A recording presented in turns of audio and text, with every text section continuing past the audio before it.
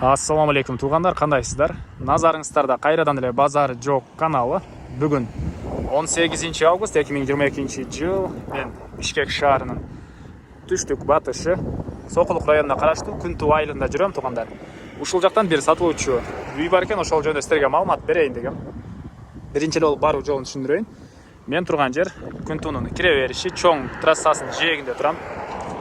Сатылуучу үйүбүз ушул жерден түштүккө карай бир аз басып барганда экинчи көчөдө Ашырбек көчөсүндө жайгашкан туугандар. Ушул трассанан ал жака чейин 250 метрдей аралык бар.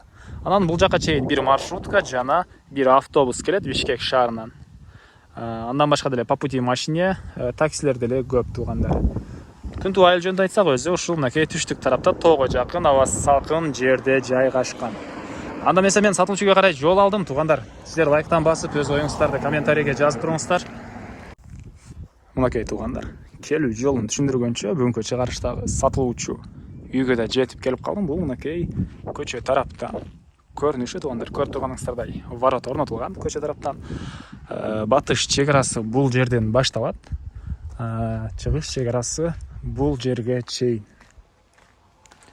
Окей, бул жерге чейин описка болгон помещенияга чейин болуп калат. Ошонун бүтөр жерине чейин. Жалпысынан жердин аянты 10 сотук туугандар. Жердин аянты 10 сотук. Документтер боюнча техпаспорт, кызыл китеп бар экен. Анан кааласаңыздар бул контейнерди магазин катары деле ачып иштетсеңиздер болот дейт. Бул конуштун, могу жердин тегеректе жакынкы жерлерде эч кандай магазин жок экен.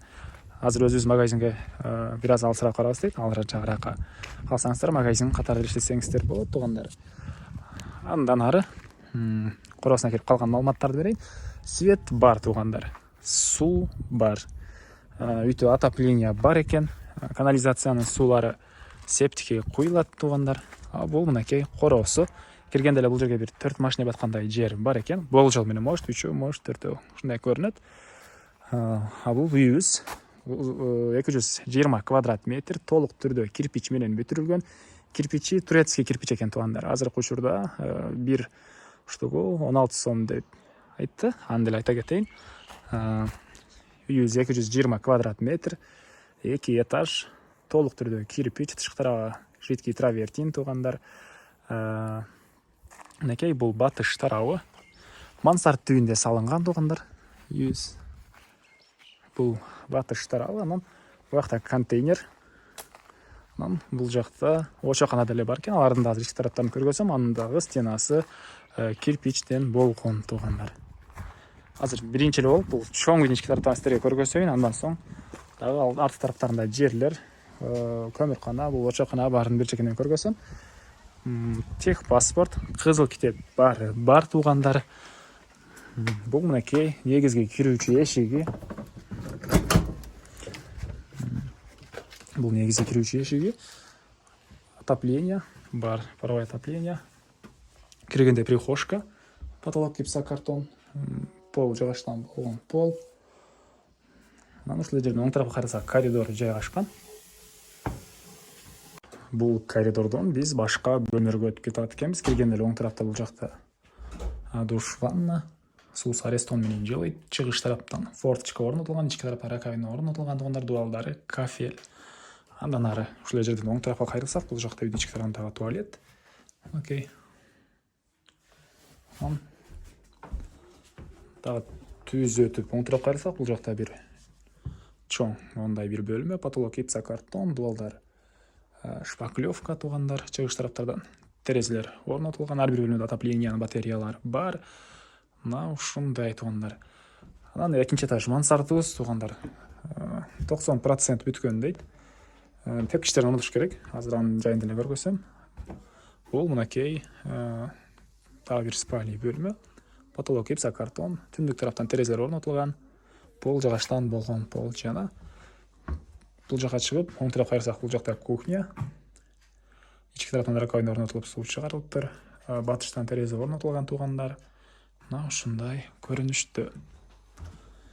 Анан бул жакта дагы бир спальный бөлмө.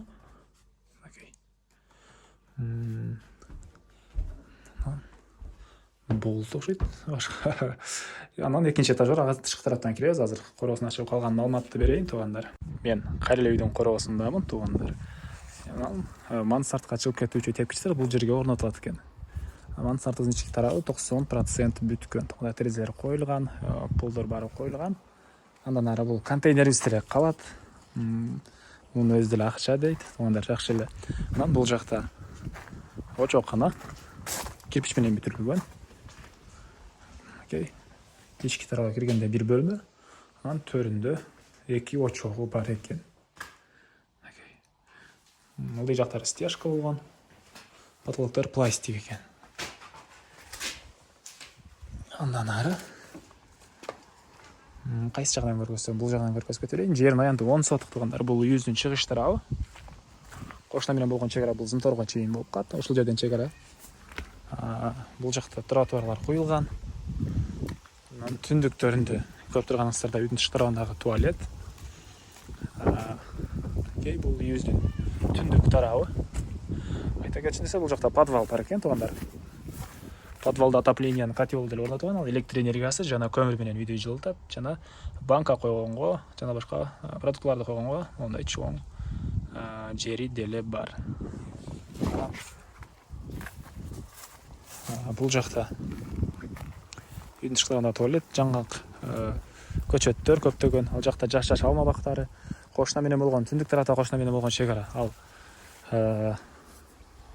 Песка блок менен болгон заборго чейин болуп калат. Жалпысынан жери 10 сотук. Вишня, черешня, алма, жаңгак көптөгөн түрлүү бактар бар экен. Анан бул мынакей үйүбүздүн түндүк тарабы. Үйүбүздүн түндүк тарабы. Анан батыш тарабында азыр көмүркана бар, песка блок менен болгон. Анда көргөзөм сиздерге. Бул жакта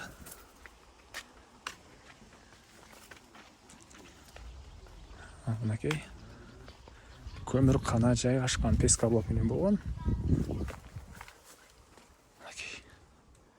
Отункана, көмүркана. Бул үйүбүздүн батыш тарабы. Айтылбаган эмне маалымат калды туугандар? Бир эле айтылбаган баасы калды окшойт. Бул үйүбүздүн баасыны $120,000 деп атышат. Сүйлөшүү болот. Ээсинин номерин мен экранга калтырам туугандар. Звонок кылып сүйлөшүп көрүңүздөр.